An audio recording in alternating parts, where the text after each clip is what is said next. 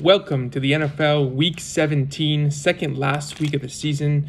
It should be a good one. A lot of teams here are continuing to fight for playoff spots. Other teams battling for positioning in the playoffs. Should be a great week, guys. Last week we went 2-2 on the week. Saturday games was able to get the Pittsburgh game right against Vegas. The Eagles, we had them at plus 4.5, scored 34 points, and still didn't cover 4.5. So unfortunately, the Cowboys, that's a tough beat there. If you had Philly and they scored that many points, plus you're getting 4 or 5 points in that game. And then Washington against San Francisco, getting 7.5 points, I thought was the right side there, and Washington just couldn't stop Brock Purdy. Pretty crazy there. And then I was able to get 1-2 on Saturday, and then Sunday I took Green Bay at plus 4 against Miami. They were able to win outright, so 2-2 on the week, 40-29 now on the season. Head into week 17, looking to have a good week here. I'm not going to go through all the games this week. I know most recently I've been going through the full slate of games. I'm just going to keep it short and sweet today, similar to what I've been doing for the majority of all these videos I've been doing over the last few years, and just really giving you my opinion on plays that I'm seriously considering. So we'll get right into it. First game should be a good one. It's a NFC North matchup, and that's Minnesota and Green Bay. I just can't help myself. I always have to go to a Vikings game. And I think if you've been watching my videos the last month, you kind of know where I'm going with this one. And I'm taking the Green Bay Packers. I have them at minus 2.5. I know that line now is pretty much threes. You might see some 3.5s now. If you got it early enough in the week, you'll get that 2.5. If you're not comfortable laying 3 in the hook, you can take the Packers on the money line. The right team is favored here. Green Bay is quietly 7-8 and still have a shot at the playoffs. They have to win out and get some help, but I think they get the job done here. They haven't looked great even in their wins in the last few weeks. Even last week when we took them against Miami, it's not like they look great by any means. They got some breaks. Tua went down again. But I think this is just a good spot for them. They're at home, and Minnesota is just, I don't know what else they have to play for here. They have the division. I don't really think the seeding, I'm sure they would like to get the top seed and get home field, but they're not going to get it. They're not going to pass Philadelphia. So who knows? Who knows how much of an effort they're going to put in this game? Green Bay, we know, will put 100% effort into this one. And Aaron Rodgers has looked like he's coming around a little bit here. I just like the Packers. Minnesota's defense is a mess. Kirk Cousins has been sacked 11 times in the last 2 weeks. I think Green Bay can bring a little bit of a pass rush and get after him. Obviously, Minnesota's offense is more dangerous than Green Bay's. They have more weapons. I'm not sure how healthy the Packers receiving core is here. But I don't think it matters all that much. Getting a better quarterback, better coach, I think a better defense in Green Bay. And the Packers here, I think they just get it done. Give me the Green Bay Packers at minus 2.5. So that'll be pick number 1. Or at least one I'm seriously considering. Only one way to look at that game, I feel. Next game is Cleveland at Washington. Washington is a 2-point favorite. This one here, honestly, I just like taking Cleveland. I think these two teams are pretty evenly matched. I'm not sure why Washington is a 2-point favorite. So if you can get 2.5 points for Cleveland, take it. I'm not sure you're going to really need it. You can just take Cleveland on the money line, but if you want who knows with these two teams, it could be like a weird 17-16 type game. Who knows the way these two offenses are playing. So if you want to hit the plus 2.5 and take Cleveland, that's great. The way I look at this game is Cleveland has a better quarterback. Cleveland, their defense, I don't know if they're better than Washington's, but they've been playing better than Washington's over the past 5 weeks. They have better running backs. I just think Cleveland at this point, Washington is a streaky team. When they're able to win 3-4 in a row, they're rolling. And then they had that bye week, and they came out of the bye, and that kind of shut down their momentum a little bit. Lost against the Giants, lost again against the Niners, and whatever. And we kind of expected them to lose against San Francisco, but the way they lost, benching Heineke, bringing Carson Wentz back in, I think Washington's kind of all out of sorts here. I don't think they're going to make the playoffs. And we talk about this defense time and time again, but they haven't looked great over the past month. They got just chewed up by Brock Purdy. I understand he's been playing well in his, whatever, it's been now 3 starts, but come on, man. I think Deshaun Watson, he has been getting better every week. Last week was by far his worst game, but the weather was terrible last week in Cleveland. No team could move the ball over there. His receivers didn't do him any favors. He's a quarterback right now that's below average after his time away from the game. But his receivers aren't doing it. I saw at least 4 or 5 drop passes. Amari Cooper dropped a couple. He dropped a touchdown pass. The Browns have some pretty good receivers, have a good tight end. They should be able to bail out their quarterback a little bit more. The weather's going to be better in Washington. I think they're going against an inferior defense in Washington compared to last week against New Orleans. I think Deshaun Watson has a better game. I think the running game, I'm banking on Chubb and Hunt to get it going. I think Washington's defense is a little bit overrated, and Carson Wentz is starting for Washington, and we kind of know what he does. He usually gets off to quick starts, and then he falls apart in the second half. He turns over the ball a couple of times. He fumbles it. He takes a lot of sacks. He holds onto the ball a long time. Doesn't have good pocket presence. I think that Cleveland, Myles Garrett and those guys can get after him. And what worries me about Cleveland is they struggle on the road. They have a hard time winning on the road, and they don't have anything to play for, which could be a benefit. Washington obviously has a lot to play for, so you expect Washington to show up for this game and have extra motivation. I'm not sure they're actually better than Cleveland. So I'm going to take the Browns in this spot. I don't feel great. I like picking the Browns when they're at home, but I think Washington is kind of done at this point, and I think they're going to miss the playoffs. So I'm going to take Cleveland. Never comfortable taking Cleveland, but I do like Cleveland in this game. You can take them at +2.5 or on the money line, whatever you prefer. Another game that I was looking at early in the week was the Seattle game. Seattle at home to the New York Jets. The Jets are, they opened up, I think, -2.5. I think it's down to 1.5 now. I know for a fact early money and sharp money in the week came on New York, and looks like they drove that line down towards Seattle. I understand why sharp money is on New York. That worries me a little bit. There's some handicappers that I looked at that I respect that are on New York this week. So that does concern me, especially because I've been kind of mediocre over the, second half of the season. So it's like, if I would just, there's some weeks where I'm like, if I just take the opposite team, I would have crushed it. So that in combination with some sharp money coming in on New York, I'm like, maybe I should just take New York. But I look at this game and I'm like, Seattle has a better coach.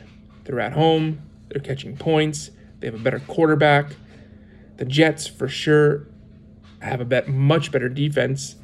And they're getting Mike White at quarterback. But, we talk like Mike White is like Joe Montana or, Joe Namath for the Jets here. He's a step up from Zach Wilson, obviously, but I'm a step up from Zach Wilson. Mike White, to me, is a solid backup, but he's not a good starting quarterback. He's 27 years old. He has a career QBR of, in the mid-80s. Geno Smith's having a great year. He's got 103 QBR. I know he hasn't played well as of late, and he does struggle against good defenses, and the Jets do have a good defense. So, again, there's concern in every game. When you're talking about the NFL, there's concern in every game. No game is like, yep, this one I'm 100% on. That doesn't exist in the NFL. My concern with Cleveland, like I said, is I don't really trust them on the road, and they find ways to kind of screw things up. My concern in this game is if the Jets defense shows up and plays like they've been able to play over, a string of games this season, I think Seattle is in trouble, because I think this game could be like, 27-13 for the Jets if the Jets defense plays up to their capabilities. Because Seattle's defense isn't great. Mike White can move the ball and the Jets can score points. And if Geno Smith plays like he does against a really good defense, how he usually does, he's gonna struggle. But I'm banking on the Seahawks. They're playing at home here. Both teams are 7-8. Both teams fighting for a playoff spot. It means a lot to both these teams, and I just trust Pete Carroll in a situation like this. I think both these teams have overexceeded at the beginning of the season. We didn't expect a lot from either of these teams. They've regressed now. If I had to pick one of these teams to make the playoffs, I would take Seattle, although I'm not convinced either of these teams make the playoffs at this point. But I think Seattle here does enough offensively. I think they can generate enough points, get after Mike White. This is going to be a tough environment, cross-country trip. It's going to be loud there. I think it's going to be a tough game for him. But we'll see what happens. I do like the Seahawks here. You can take them at +1.5, +2. You can take them on the money line. But I'm kind of done with the Jets. I mean, who are the Jets to be laying points on the road to anyone aside from like Houston, Denver, those type of teams? They shouldn't really be laying points on the road, certainly not to a team like Seattle, who they have the same record as. To me, that doesn't really make any sense. It's kind of like last week. Who are the Denver Broncos laying 3 points on the road to anybody? And they're laying 3 on the road to the Rams, and we saw what the Rams did to Denver last week, and they got Hackett out of town. Certain teams just don't deserve to lay points on the road, especially when the teams are pretty similar. So I like Seattle here. Those are 3 games I'm looking at. I really like Green Bay against Minnesota. I do like Cleveland if I had to bet that game against Washington. I do like the Browns. And I do like Seattle against the Jets. There are other games out there, guys. I think one was Jacksonville and Houston. Jacksonville, I think, is about a 4.5 point favorite.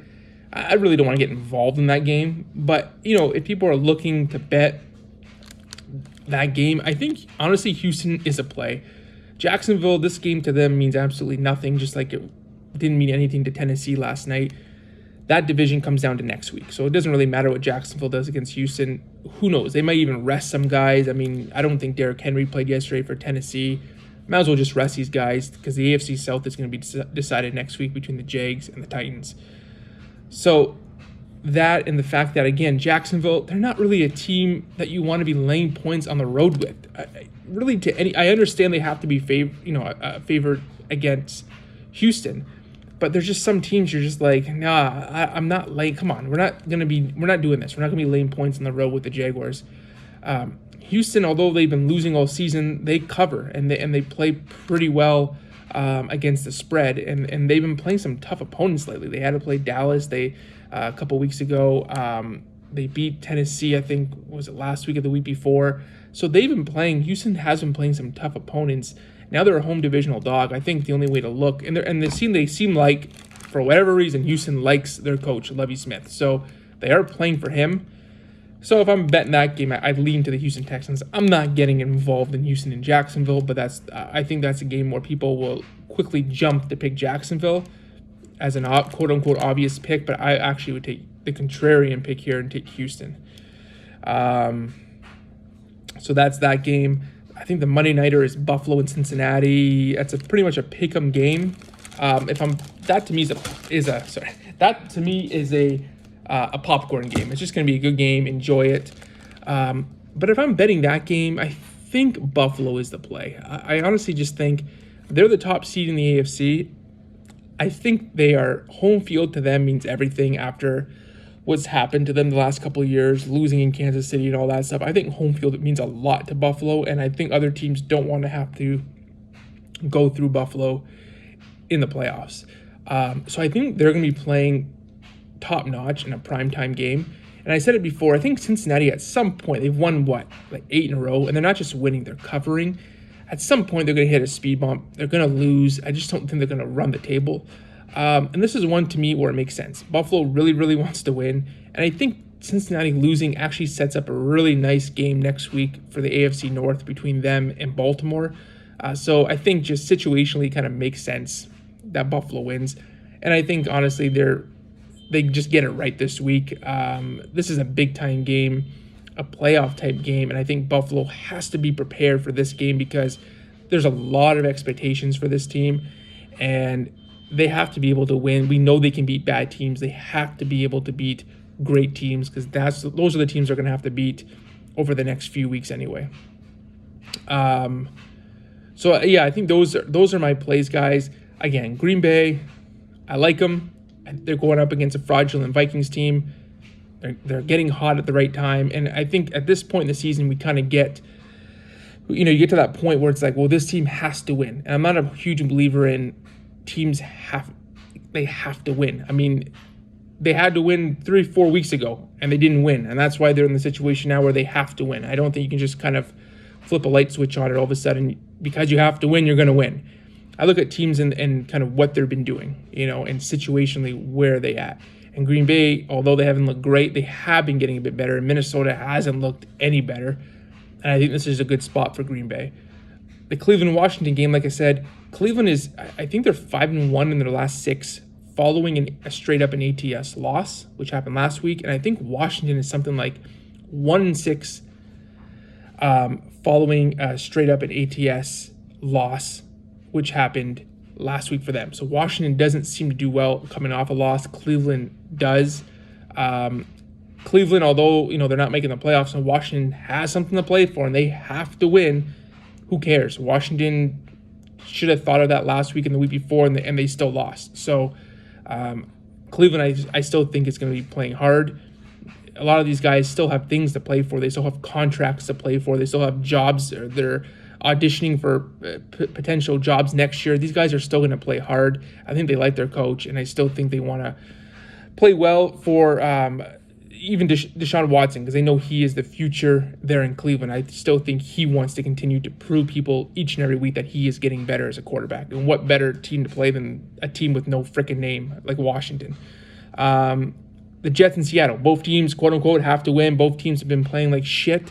But again, I think Seattle just finds a way. The Jets, offensively, to me, I understand that Mike White, but I just think Seattle has a much better offense, and hopefully they can, not get completely shut down against the Jets defense. So those are my plays, guys. Like, subscribe, join the Patreon. Let's keep it going here. We just got a couple weeks to go, and then the fun stuff starts in the playoffs. I'm looking forward to it, guys. Good luck and Happy New Year.